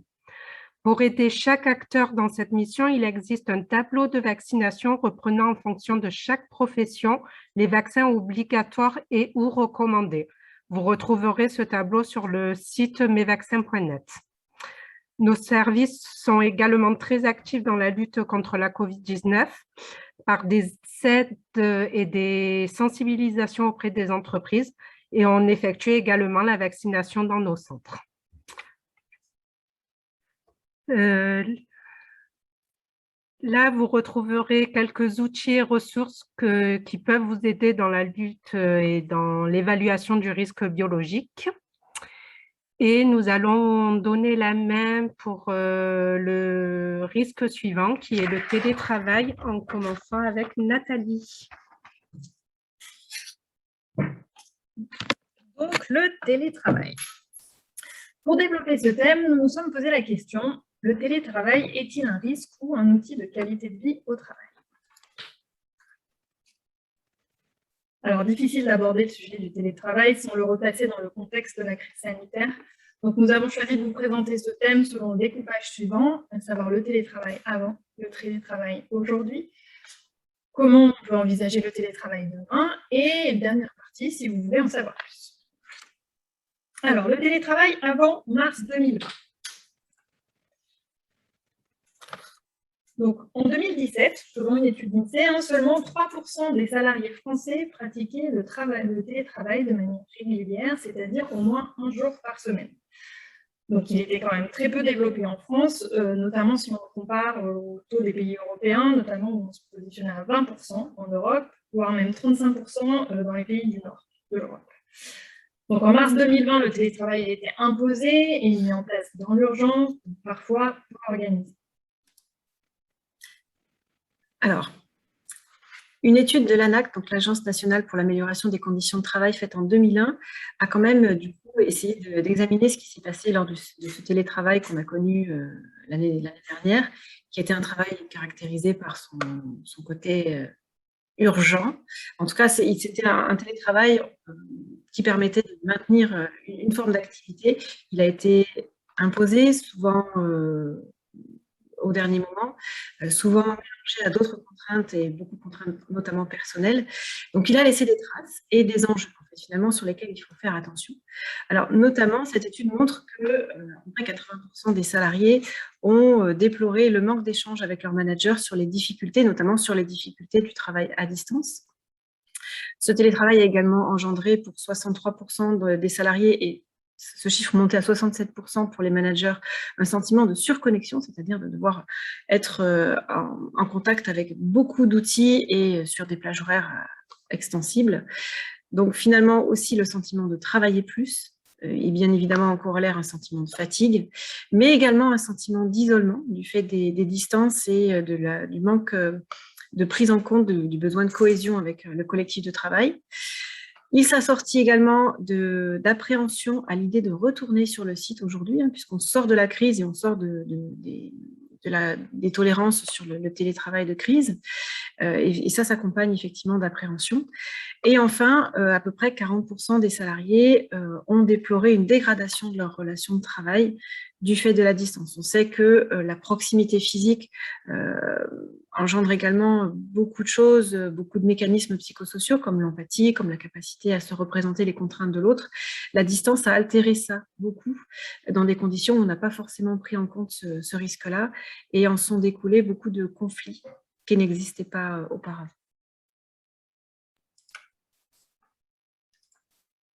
Le télétravail aujourd'hui. Alors, après une année 2020 chaotique, l'organisation du travail en France a été complètement remaniée et le télétravail fait partie de nos vies.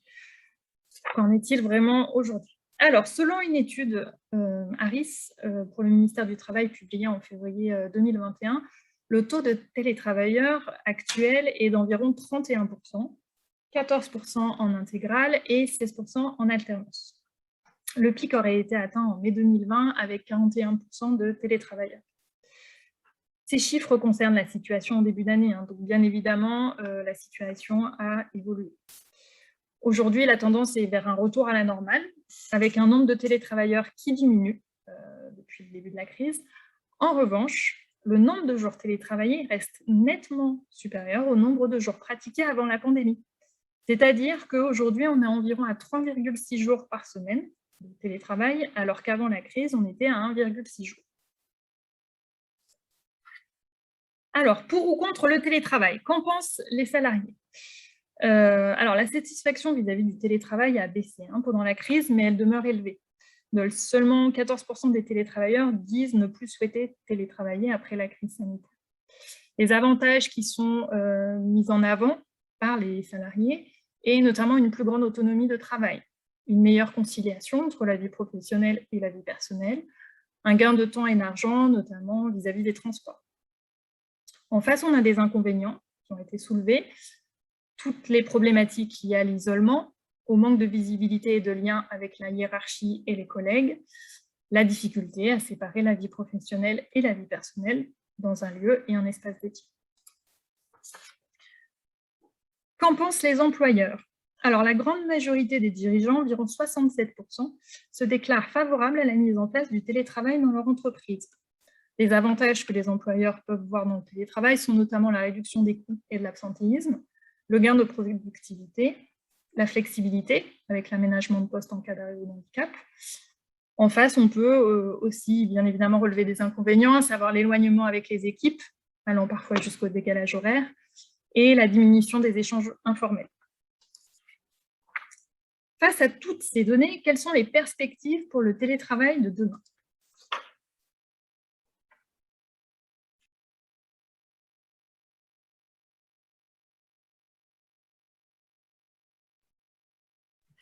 Alors, on peut effectivement envisager de mettre en place un télétravail en prenant en compte la prévention, notamment des risques psychosociaux. Qu'est-ce que c'est les risques psychosociaux? C'est tout ce qui va être intégré à l'organisation du travail et potentiellement exposer les salariés à des difficultés d'ordre psychologique ou relationnel. Alors, parmi les différentes familles de facteurs de risque psychosociaux, le télétravail en impacte quelques-unes, notamment au niveau de la famille des rapports sociaux. Quand on pense aux rapports sociaux, on pense aux rapports avec ses collègues, avec ses pairs, PAIRS immédiats, avec sa hiérarchie également, et enfin avec l'extérieur de l'entreprise, donc que ce soit le public, les clients, les bénéficiaires, quels que soient en tout cas les gens pour qui l'entreprise ou avec qui l'entreprise travaille. Donc parmi ces rapports sociaux, il va être important de penser à la préservation de la solidité des rapports au sein des équipes afin de contrer le risque d'isolement. Il va également penser à être vigilant, à préserver la confiance avec le manager, également faire attention à réagir rapidement aux difficultés quand elles sont repérées ou exprimées. Ça va être également très important de travailler sur notamment les protocoles, afin de remonter des difficultés ou en tout cas de renforcer les capacités de gestion émotionnelle des managers. Autre famille de facteurs de risque qui peut être impactée, la latitude décisionnelle. On n'est pas tous égaux par rapport à l'autonomie au travail. C'est important en télétravail de favoriser cette autonomie, cette créativité, même si au départ elle peut parfois intriguées ou inquiétées. Certaines personnes vont être très à l'aise avec l'autonomie, la revendiquer. D'autres personnes vont envisager l'autonomie comme quelque chose d'assez insécurisant parce qu'on a besoin de guides et de structures. Donc attention à comment on pense l'autonomie et comment est-ce qu'on peut l'accompagner, enfin accompagner l'acquisition d'autonomie. Et puis enfin, garantir les apprentissages et l'amélioration continue dans les pratiques. Troisième famille de facteurs de risque qui peut être impactée, la charge et la complexité du travail. Donc, très important de clarifier les objectifs et les modalités de rendu du travail. Est-ce qu'on quantifie? Est-ce qu'on priorise certains objectifs? Est-ce qu'on se fixe des objectifs à la journée, à la semaine? Également, veiller à la bonne marche des outils de travail, puisque c'est très irritant d'être à la maison et d'avoir des problématiques de logiciel ou de connexion. Augmenter, attention au risque d'augmentation de la charge de travail pour rattraper, enfin, en tout cas, avoir le sentiment de rattraper le temps perdu. Attention à la densification de l'activité à distance, où on va être tenté de sauter de réunion virtuelle en réunion virtuelle sans penser aux espaces de transition, aux espaces de pause. Dans les locaux d'entreprise, il est assez simple d'avoir des pauses informelles dans le couloir, ce qui n'existe pas forcément en télétravail, mais qui contribue à oxygéner un petit peu à la fois les relations et à la fois la capacité de concentration. Enfin, également penser à préserver le sens du travail malgré la distance. Quatrième famille de facteurs de risque à laquelle il va falloir faire attention, la stabilité du travail, notamment la prévisibilité des tâches et des missions.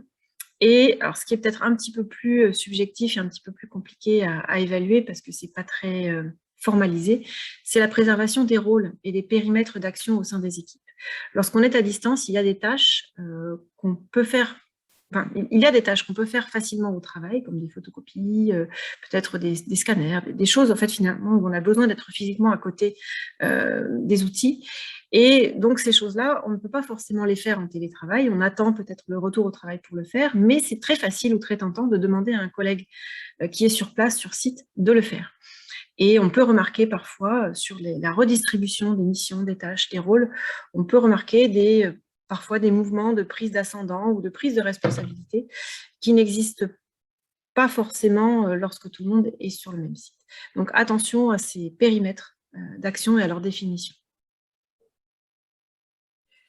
Donc quels enjeux pour la reprise en présentiel ou en présentiel adapté ou en télétravail? Préserver la motivation, préserver le sentiment d'efficacité au travail. Le sentiment d'efficacité au travail, c'est ce qui nous permet en fait de se sentir accompli, d'avoir le sentiment qu'on fait du bon travail et du beau travail. Ce sentiment-là est crucial pour la confiance en soi et l'estime de soi, qui sont eux-mêmes cruciaux pour la préservation du risque de tomber dans des formes de dépression ou de pathologie. Attention aux difficultés d'évaluer pour les managers. C'est pas simple, déjà, de mettre en place des modalités d'évaluation de la charge de travail sur site. C'est pas non plus simple à distance. Donc, voilà, bien construire ces outils et prendre en charge la peur du retour pour certains salariés qui ont pu... alors, certes, le télétravail de crise a entraîné des difficultés, mais l'être humain s'adapte assez vite, finalement, et des routines ont été créées. Des outils ont été mis en place. Et aujourd'hui, le retour au travail, c'est aussi la remise en question de ces acquis. Et ces acquis, c'était parfois des choses très positives. Donc, par exemple, un éloignement de certaines sources de conflits, un éloignement de sources d'interruption, de bruit, les temps de trajet. Donc, finalement, le retour au travail peut être synonyme de contrainte ou en tout cas de changement qui va nécessiter une réadaptation et donc peut créer des appréhensions. Alors, maintenant, la partie prévention et télétravail. Donc, le fait d'être en télétravail et donc en dehors de l'entreprise ne fait pas disparaître les risques. Il est donc important de maintenir la prévention des risques et d'être vigilant sur plusieurs points.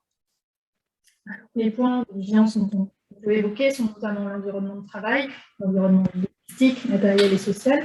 On peut citer l'exemple des troubles musculo-squelettiques, qui sont dus à une mauvaise ergonomie du poste à domicile, les outils et les ressources, par exemple le logiciel, ou les risques psychosociaux que Magali vous a expliqué. Donc, vous l'avez compris, le télétravail est un risque à part entière. Est-il votre document unique d'évaluation des risques? Alors, on a parlé des troubles musculo-squelettiques. En effet, en position assise, on a une tendance naturelle à s'avachir et donc la colonne lombaire et dorsale se mettent en flexion, les cervicales en tension. Donc, voici, par exemple, les principaux troubles musculo-squelettiques qui peuvent être associés au travail sur l'écran. Donc, on a la tendinite de la corde des rotateurs, par exemple, le syndrome du canal carpien. On peut observer aussi des cervicalgies, tout ce qui est douleur au niveau du cou, des épicondyliques, qui sont de la famille des tendinopathies, et puis des lombalgies, donc un état douloureux au niveau du rachis lombaire. Donc, on peut vous conseiller de pratiquer des étirements pour réaliser le travail sur écran, donc les étirements du dos, les étirements de la nuque, des épaules, les étirements des bras et des mains, et puis aussi au niveau des lombaires. Au niveau de l'installation, donc on a vu en télétravail, on a de petites de mauvaises positions, et notamment si on est devant un ordinateur portable. Donc pensez à vous redresser, le dos doit être droit et toucher le dos de la chaise, comme vous voyez sur le schéma. On essaie de relever la poitrine, d'écarter les épaules. L'idéal est de prendre du temps pour se lever régulièrement, toutes les 2 heures, pour marcher quelque part. Donc, vous pouvez vous rajouter des coussins, alterner les postures, privilégier les écrans fixes, les régler au maximum. Vous avez effectivement les lignes qui arrivent sur votre écran. Et puis, il y a des choses à éviter, notamment s'asseoir par terre, s'asseoir sur le canapé, croiser les pieds sur la chaise, et puis le travail sur tablette ou smartphone. Concernant l'hygiène de vie, donc effectivement, on essaie de créer un environnement de travail propice. Donc aménager son domicile avec du matériel adapté, avec un siège de bureau, un écran, des réhausseurs d'ordinateur portable. De plus en plus d'entreprises subventionnent ce type de matériel. On a vu une posture adéquate. On essaye de rester active, notamment pendant les pauses. On parle aussi de suivre une alimentation saine, c'est-à-dire qu'on essaie de s'accorder une vraie pause déjeuner, c'est pas parce qu'on est à la maison qu'il faut sauter les repas, si possible à l'heure fixe, avec un repas équilibré. On essaie de boire de l'eau le plus régulièrement possible. On fait attention à tout ce qui est effectivement connexion, donc veiller à vous déconnecter. On essaie de surveiller les pratiques qui peuvent devenir addictives. On fait attention au sommeil et on essaie de pratiquer une activité physique.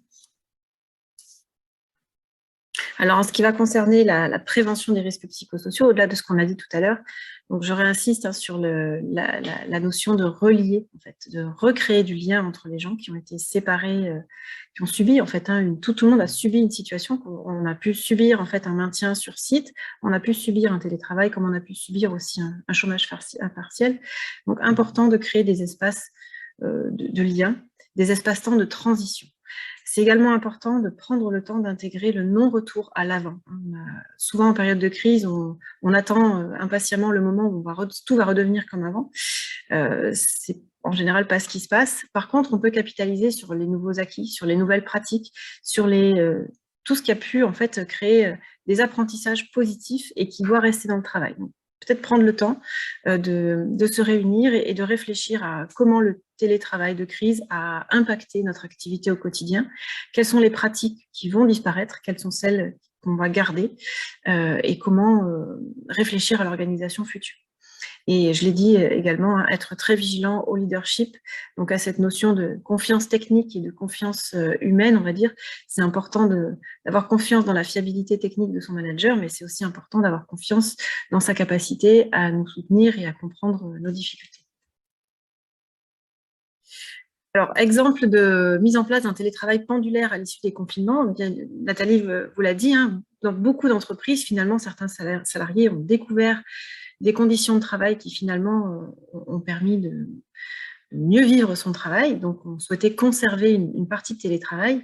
Il y a des bonnes pratiques dans l'instauration d'un télétravail régulier, donc pendulaire, puisque c'est le mot qui a été retenu. L'idée, en tout cas, c'est de bien définir un cadre, de le marquer dans le marbre. Qu'est-ce que c'est le cadre? C'est par exemple le nombre de jours télétravaillables, la procédure pour demander du télétravail, quels sont les critères d'éligibilité de certains postes ou de certaines tâches en télétravail. Également penser à la participativité, c'est-à-dire le fait de concerter et de permettre aux personnes de s'exprimer, aux salariés de s'exprimer sur la plus-value du télétravail et l'intégration du télétravail dans leur pratique professionnelle. Donc, pourquoi pas recruter des volontaires parmi les salariés pour participer à un groupe de travail de rédaction pour une charte ou pour le cadre, faire valider cette charte par le CSE, ou par les instances représentatives. Et puis enfin, accompagner cette mise en place. Donc par exemple, écouter les besoins de montée en compétences des salariés sur tel type de logiciel ou sur telle autre compétence en fait. Mettre en place des ateliers de formation ou de co-développement pour favoriser la montée en autonomie des personnels.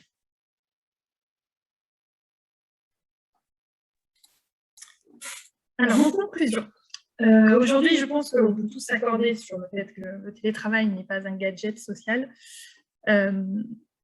C'est un nouveau mode de travail qui peut générer des risques s'il n'est pas accompagné. En revanche, s'il est encadré par une charte et suivi à travers... Excusez-moi, je reprends.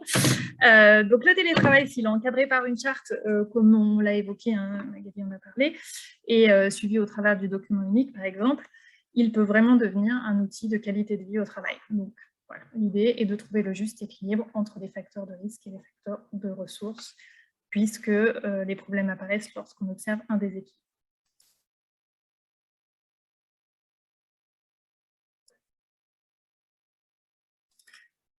Nous avons donc terminé les différents thèmes que nous souhaitions aborder lors de ce webinaire. Je vais laisser la conclusion à Valérie.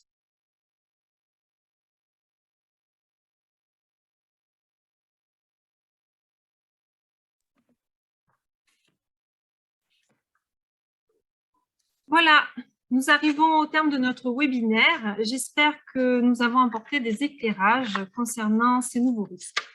Pour conclure, je rappelle que nous vous avons présenté l'état actuel des connaissances et que ces données sont amenées à évoluer au fil des études scientifiques. Mais nous avons déjà suffisamment d'éléments pour commencer à agir. Concrètement, comment faire donc pour vous en tant qu'employeur? Je dirais qu'il faut tout d'abord appliquer les principes classiques de prévention et ce webinaire est la première marche de cette prévention. Ensuite, il faut appliquer les règles habituelles de la prévention des risques professionnels, les 9 principes de prévention. Alors, les voici ces principes, je les reprends avec vous. Il s'agit tout d'abord d'éviter les risques. Il faut donc les identifier les situations à risque pour supprimer le danger, ou en tout cas supprimer l'exposition au danger. Il faut évaluer les risques, c'est-à-dire apprécier l'exposition au danger et l'importance du risque afin de prioriser les actions de prévention à mener. Il faut combattre les risques à la source, c'est-à-dire intégrer la prévention le plus en amont possible, notamment dès la conception des lieux de travail, des équipements ou des modes opératoires. Il faut adapter le travail à l'homme en tenant compte des différences interindividuelles dans le but de réduire les effets du travail sur la santé.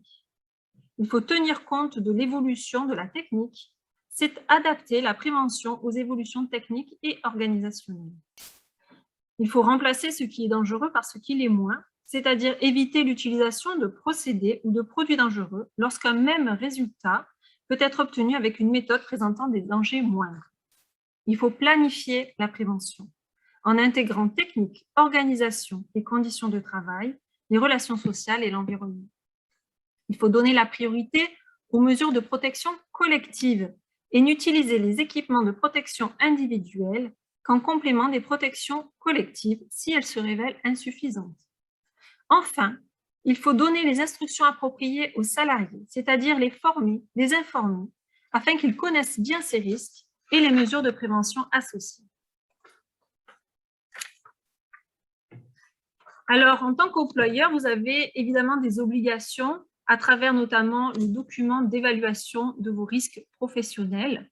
Et les risques émergents doivent s'intégrer aussi dans ce DUERP. Alors, ce DUERP, normalement, devait en avoir un dans vos entreprises. Il doit être mis à jour annuellement ou lorsque les conditions de travail changent. Et vous avez 4 étapes qui sont prévues pour ce DUERP. Il faut tout d'abord préparer la démarche, ensuite évaluer les risques, puis élaborer un programme d'action, mettre évidemment en place ces actions et réévaluer les risques suite aux actions réalisées. Et ensuite, on recommence puisqu'on doit avoir une évaluation annuelle de ces risques professionnels. Voici notre site internet sur la ISMT 13. Vous allez trouver sur le site déjà des documents, des films sur tous les risques professionnels et notamment sur les risques émergents. Et vous trouverez évidemment le webinaire en replay. Pour conclure, je dirais que le principal risque face aux risques émergents, ça va être la politique de l'autruche. Aujourd'hui, nous avons évidemment, j'espère que nous avons fait comprendre ceci, nous avons quand même des données qui nous permettent de dire que oui, ces risques présentent des risques pour la santé et qu'il est temps de commencer à faire une prévention. Merci de votre attention. Nous allons vous retrouver pour quelques questions que vous avez posées sur le chat. À tout de suite.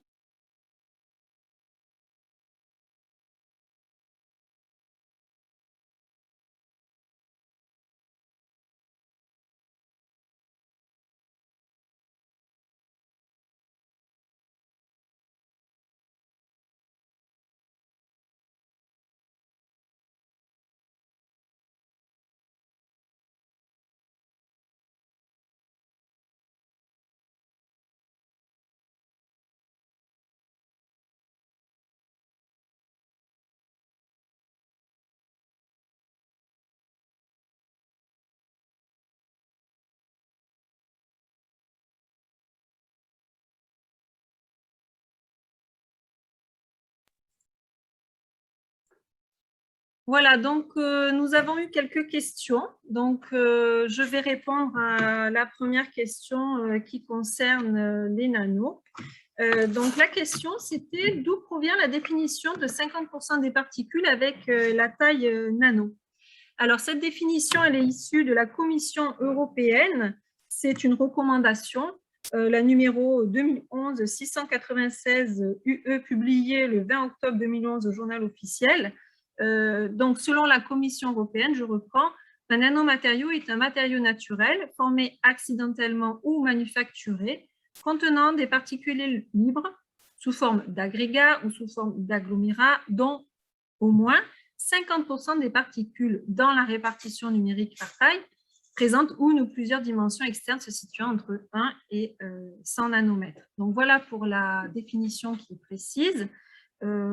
Cette recommandation, comme je vous l'ai dit tout à l'heure, implique aussi l'idée qu'on peut avoir une surface spécifique supérieure à 60 mètres carrés par centimètre cube.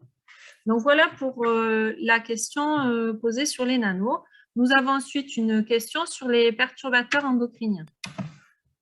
Alors oui, donc la question concernant les perturbateurs endocriniens, c'est donc est-ce possible de revenir avec des exemples sur les mesures de prévention concernant les perturbateurs endocriniens dans la mesure où ces substances ou leurs effets perturbateurs ne sont pas tous connus. Alors effectivement, au sein de la ISMT 13, on dispose justement d'un outil qui permet d'évaluer le risque chimique. Donc bien sûr, avant de parler de perturbateurs, d'identifier des perturbateurs endocriniens, ou même des nanos, à ce moment-là, tout peut passer par une évaluation du risque chimique. Donc de là, concernant après la prévention des perturbateurs endocriniens, suivant qui sont avérés, donc il y a des listes officielles au point de vue européen qui sont été établies, donc on veut faire une démarche du type comme les CMR, donc les cancérigènes, les mutagènes, les toxiques pour la reproduction, donc sur les avérés, les présumés, les suspectés, donc ce qu'on a un peu les catégories de CMR, 1A, 1B, 2. Donc, on veut un peu transposer ce modèle, justement, qui est validé par l'ANSES au point de vue européen. Donc, j'allais dire, en termes de prévention, suite à votre évaluation du risque chimique, si on détecte des perturbateurs endocriniens, nous, services de santé avec l'équipe EPST, donc l'équipe santé-travail, pluridisciplinaire santé-travail, on va justement vous fournir des informations concernant justement la présence ou non de perturbateurs endocriniens dans vos produits chimiques. Et de là, après, on va appliquer pour le principe de prévention qui est le suivant, concernant tout ce qui est les cancérigènes, mutagènes, toxiques pour la reproduction, c'est-à-dire la substitution, les équipements, si ce n'est pas possible, les équipements de protection collective, après les équipements de protection individuelle, et enfin, tout ce qui est sensibilisation et des salariés concernant cette problématique. Voilà, j'espère avoir répondu à votre question. Alors, nous avions ensuite une question sur la lumière bleue. Alors oui, tout à fait. Donc, la question, c'était pourquoi les produits et articles n'intègrent pas tous les écrans qui absorbent les longueurs dangereuses. Alors, Évidemment, on ne connaît pas toutes les contraintes des fabricants. Néanmoins, on a plusieurs éléments de réflexion. Le premier, c'est que déjà la technologie LED produit de la lumière par un déplacement d'électrons qui produit des photons. Donc globalement, c'est une lumière froide, à la grande différence de nos ampoules tungstène qui étaient plutôt sur des lumières chaudes. Donc l'émission de lumière, ce qui permet de faire de la lumière blanche, est déjà très chargée en bleu. Après, si on met des filtres partout, on va se priver de la longueur d'onde justement bleue et on va se retrouver avec des lumières colorées, donc on n'a plus finalement cette efficacité de lumière, donc ça pourrait être problématique. Et puis le troisième point, c'est qu'on a toujours une inconnue en fait qui est de savoir finalement je dirais la dose et puis l'effet, c'est-à-dire est-ce qu'en prenant mon portable 1 minute dans la nuit, je vais finalement arrêter la production de mélatonine, est-ce que je vais perturber finalement le cycle de sommeil? En fait, on ne sait pas si c'est 1 minute, si c'est 10 minutes, si c'est 1 heure, on ne sait pas la dose. Donc, comment aller mettre des filtres si finalement on ne sait pas gérer tout cet aspect quantitatif? Donc, ce sont des éléments de réflexion. Je pense qu'il y en a peut-être d'autres aussi qui pourraient rentrer en ligne de compte, notamment tout ce qui est technique de fabrication des LED. Voilà, donc nous avons répondu aux questions qu'on a retrouvées sur le forum. Donc nous arrivons au terme de ce webinaire. J'espère qu'on a apporté des réponses à vos questions. Encore une fois, n'hésitez pas à aller sur notre site, à revenir vers votre médecin du travail pour avoir plus d'informations ou si vous souhaitez une intervention dans vos entreprises. Je vous remercie de votre attention. Je remercie toute l'équipe qui a participé à l'élaboration de ce webinaire et je vous souhaite une très très bonne journée. Au revoir.